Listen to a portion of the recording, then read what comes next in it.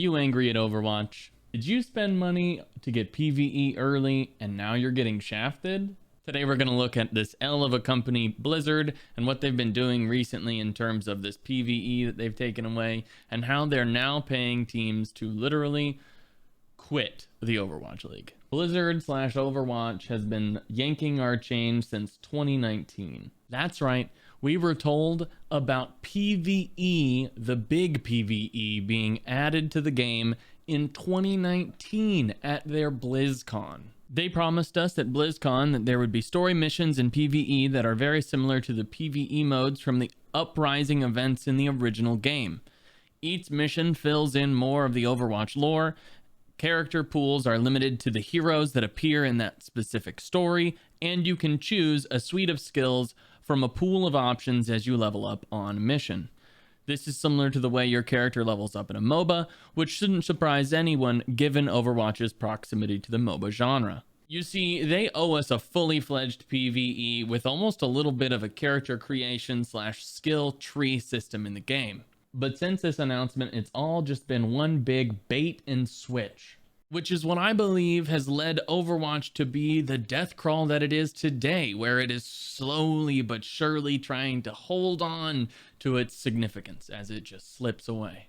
First, let's look at what I believe is the first nail in the coffin, the PvE removal. I don't know if you remember the Watchpoint pack, but is it just me, or do you remember buying it so that you could get PvE early? Is this some type of Mandela effect, or am I the only person that remembers this? Because if we look up what's included in the Overwatch 2 Watchpoint pack, it goes over how the premium battle pass, 2 legendary hero skins for Cassidy and Soldier 76, 2,000 virtual currency, and an exclusive player icon. I can't be the only person that remembers that pack, including us getting access to PvE early. After getting us all excited for a fully fledged PvE experience being released in Overwatch 2, they ripped it away from us and told us about what the new PvE will be. Do you remember power progression and hero-specific skill trees that they promised us? What about the actual PvE elements that we were looking for? Gone forever. So instead, we will just be getting PvE like it was in Overwatch 1. No changes. Game director Aaron Keller and executive producer Jared Noose announced that the story-driven PvE content won't include the long-term power progression and hero-specific talent trees that Blizzard originally promised, with Keller explaining that rather than doing a big one-time PvE release, Blizzard is planning to make co-op gameplay and experiences part of its ongoing live game roadmap. Some of those co-op experiences will be canon to Overwatch's stories, while others won't. You mean to tell me that these aren't even canon? They don't matter. So not only are you taking away all the customization I was looking forward to, but you make it to where it doesn't even pertain to the story. They then go on to say, so we're left with another difficult choice. Do we continue to pour all of the effort into PvE, hoping that we can land it in some point in the future, or do we focus on the live game, making an excuse saying they can only do one? So again, you're not holding up to your promise. That's the end all be all. No matter what the excuse is, you sold us on this game with PvE. This is my favorite part. With everything we've learned about what it takes to operate this game at the level you deserve, it's clear that we can't deliver on the original vision for PvE that was shown in 2019. We won't be delivering that dedicated hero mode with talent trees, with that long-term power progression. Those things just aren't in our plans anymore. So the things that you planned and sold us on, you're just not going to do anymore. How do we repay our Overwatch 2 fans after destroying our promise? That's right. We make them pay $15 for the little shitty PvE that we made. Isn't that great? You don't get what you hoped for, and you have to pay extra for it. Honestly, it's a standard Blizzard move for real. Back on June 14th, they announced that when Overwatch 2's Invasion launches on August 10th, players are going to have to pay $15 for the Invasion bundle, which gives them permanent access to the story missions. Without paying, you cannot play the PvE. That's a standard Blizzard move for real. You know what else is a standard move for Blizzard? That's right, removing accessibility from the game. Do you like punctuation? For example, let's eat grandpa. Now, if we take it apart without the comma, it sounds like let's eat grandpa.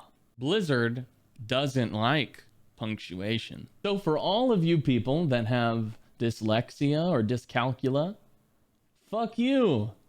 We're getting rid of commas. That's literally what they did on Overwatch 2. They got rid of commas.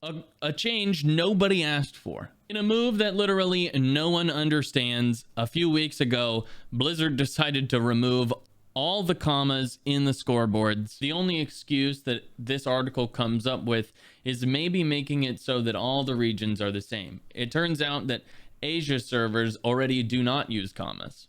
Again, a huge W for Blizzard, again, making their game more difficult for people with dyslexia or dyscalculia. Awesome job. With different stories coming out about decreased player engagement and investment, it's easy to see that this game is going downhill. It turns out that in quarter 2 of 2023, on their earnings release, it revealed that their player count and the money that players had been investing, buying skins and whatnot, had declined over the past quarter. Proof in the pudding that they are losing money and the player base is starting to dwindle. See, I've been a committed gamer of Overwatch since Overwatch 1, probably in the first couple days of its release. But these days it feels like the devs just keep making stupid decisions back to back to back that just further push me away from the game. So, honestly, how could Activision Blizzard get worse with Overwatch? How about screwing over your employees and paying pro teams to quit? That's right. Activision Blizzard decided to get rid of fully remote positions after hiring fully remote positions. So imagine this with me. You get hired fully remote out in the middle of Oklahoma. The only thing keeping you company is cows. Daniel. You get told you're never going to have to go in. You are fully remote. Then one day, boom, you're hit with, you have to move to California or you're getting fired. Or even worse yet, what if they didn't even get that option and instead we're just told we're getting rid of our fully remote positions? This article back in February of 2023 talks about how they are joining the ranks of tech companies, and that's why they are getting rid of their fully remote work policy and replacing it with a hybrid model. It truthfully sucks seeing them treat their own team members this way. And it doesn't give me the most confidence that they're going to treat us any better. At least Overwatch League is doing good, and we have absolutely nothing to worry about there. I'm just kidding. Overwatch League is literally failing, and they are paying teams to quit. And then they plan to offer all 19 team owners a $6 million termination fee at the end of the current season. And based on the league's declining viewership and shaky financial situation, multiple teams are expected to accept the offer. This season is set to end on October 1st. This is what Activision Blizzard likes to call facing headwinds in their earning reports. At this point, I don't even know what else to expect from Overwatch. It's losing money, and I don't know if this game's gonna survive. So no matter what happens, I'm still gonna be gaming on it. It's a game I've been playing since Overwatch 1. But either way, I cannot wait to see this game explode. Thanks for watching. If you liked the video, leave a like. If you disliked the video, leave a dislike. My name's HoeBeard. I stream on Twitch. Bye.